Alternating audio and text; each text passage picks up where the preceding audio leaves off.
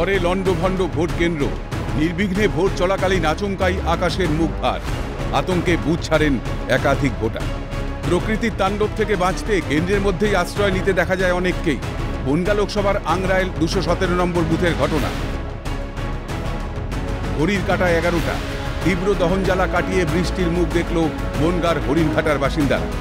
এদিকে পঞ্চম দফার নির্বাচনে বৃষ্টির বাধা বিপত্তি কাটিয়ে ভোট কেন্দ্রমুখী হন ভোটাররা।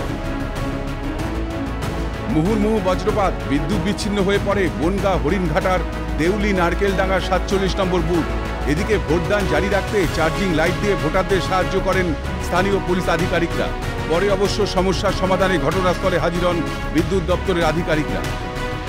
বাজ পড়েছে মনে হচ্ছে ইলেকট্রিকের ট্রান্সফরমার, সেই জন্য ভোট এখন বন্ধ আছে। চার্জারের মাধ্যমে আমরা চালানোর চেষ্টা করছি।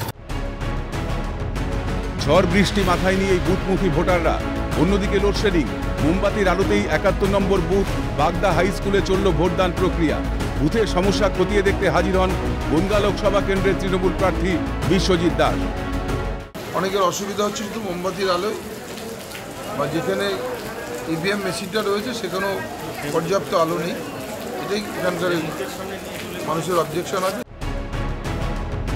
ভোট পর্ব শুরু হতেই বেশ তৎপর কেন্দ্রীয় বাহিনী। বনগাঁ লোকসভা কেন্দ্রের 93 নম্বর বুথে বয়স্ক ভোটারদের ভোট কেন্দ্রে যেতে সাহায্য থেকে কেন্দ্রের বাইরে জমায়েতে বাধা দিতে দেখা যায় কেন্দ্রীয় বাহিনীর আধিকারিকদের। ইভিএম মেশিন খারাপ থাকায় দীর্ঘক্ষণ লাইনে অপেক্ষা করতে হলো ভোটারদের। বনগাঁ লোকসভার 177, 178, 179, 184 নম্বর বুথে বেজায় বিপাকে পড়তে হয় ভোটদাতাদের।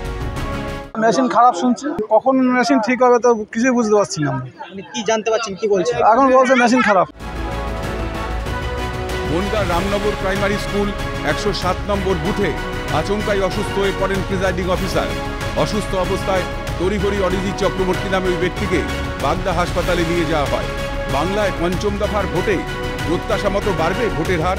প্রকৃতির তাণ্ডবে ভোটের হারে ফারাক পড়বে কতটা, সেটাই দেখা। ক্যালকাটা নিউজ।